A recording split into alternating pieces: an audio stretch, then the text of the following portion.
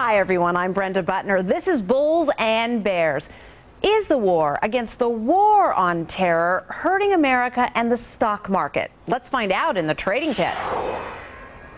And here they are, our Bulls and Bears this week. We've got Gary B. Smith, Tobin Smith, Pat Dorsey, Scott Blyer, along with Stuart Varney and Mike Norman. Welcome to everybody.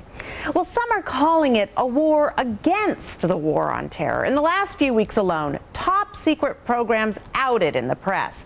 The Supreme Court giving enemy prisoners held at GITMO more rights than many believe they deserve while we are at war. Mike, does this trend put our lives and our stock market at risk?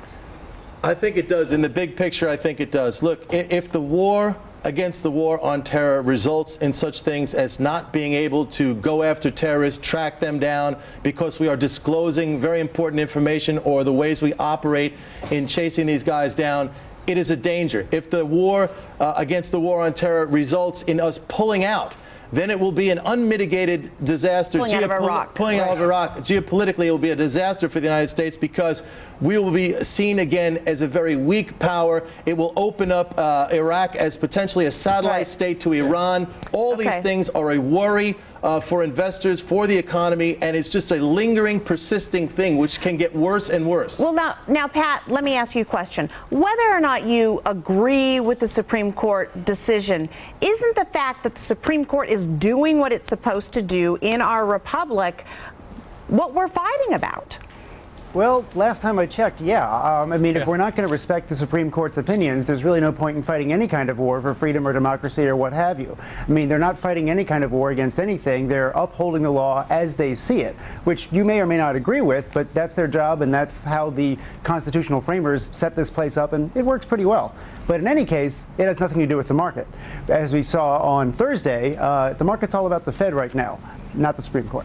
Well, Gary B., is that really true? I mean, isn't the war on terror and any basically attack against that pose a threat to the market? Absolutely. You know, incredibly enough, I find myself in complete agreement with Mike Norman this week. I know, stop the show already. But Mike is right. For the long term, look, I think the strength of our market depends a lot on the security. We have the best, most liquid market out there for, a lot of reasons, one of which is that we're rarely attacked. We used to say never attacked, but rarely attacked on our shores. And one of those reasons since 9/11 has been this war on terror that we're fighting. So anything that weakens our war, as you said, Brendan, in your opening, the war on terror weakens our security, and in the long run, as Mike said, makes our markets less secure and ultimately weaker. Well, Scott, is this, though, just a strong debate, or is it actually a war on the war on terror? Well, it's a little of both, but let's put it into perspective, which is what I do, as Gary B. so adroitly points out. But every generation... Thank you, Scott. We appreciate that you're playing that role for us. Thank you, Brenda. Thank you so much, Scott. Every generation is faced with a challenge to our way of life. We're faced with a challenge now. The problem is there's a segment of the population that has gotten so spoiled by our personal freedoms, i.e. the right to privacy, that they forget that historically sometimes we have to give up some of that freedom in order to secure life, liberty, and the pursuit of happiness. So that is the very tenet of our Constitution. As far as the markets are concerned, confidence is what builds our markets, and if we cannot fight the war on terror, the market will lose confidence. Well, Stuart, didn't everything change after 9/11? Yes, it did. It did. And now we have a war on terror, which is being undermined quite deliberately, in my opinion, for political reasons. I mean, Scott raised the issue of how different generations address a challenge. Can you imagine my father's generation, the World War II, 1950s generation? Can you imagine sports figures like Ted Williams undermining the president and foreign policy, the war effort? Can you imagine a singer like Frank Sinatra speaking out against against America? Can you see Jimmy Stewart objecting to America and all it stands for?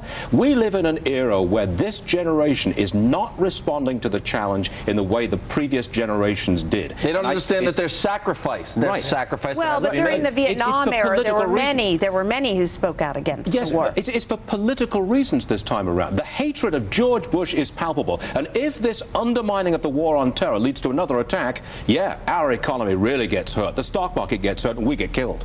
Tobin? Listen, guys, Professor Bleier, I believe, put it decently, but let me build on that.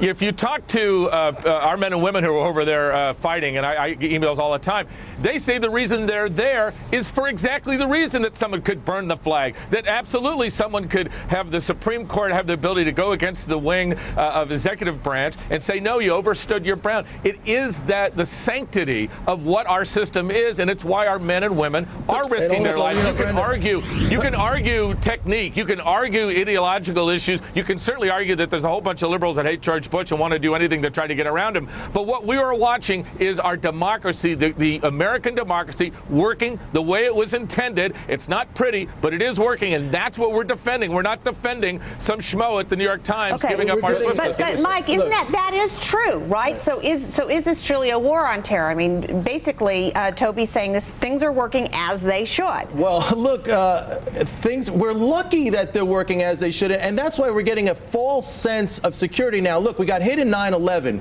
It was horrible. It was the worst attack ever on U.S. soil. We managed to regroup quickly and stave off and go after these guys. We went into Afghanistan. We went into Iraq. We hunted these guys down. Yeah. Now we have a false sense of security. But what if, Brenda, these attacks started to occur now again and again and again? That's Are you the real saying question. we won't have an impact on the economy? That truly is the question. Absolutely. Gary B.? Well, I want to go back to a point Stewart made. You know, I think is deadly accurate in that he said there is this almost hatred of the current administration and wanting them to fail. One of the reasons is this current generation, myself included, has really never seen bad times. We've only seen good times, and we're saying, hey, so what if they're, we close down GITMO? So what if we can't, track, the money that terrorists spend? Who cares? And I'll tell you what, that will all come home to roost if the terrorists are allowed to succeed. That's what the Jimmy Stewart generation saw. They saw World War II up close. They knew what the downside was of not fighting the evil. And, I'm just not sure my generation sees that. I agree with that. I just don't remember. Look, for 25 years in America, we've had almost unbroken prosperity, virtually without any interruption whatever. And there's a degree of softness that comes along with that, and a failure to understand the level of the threat that we now face. They want to kill us. The segment of the American public that is against the war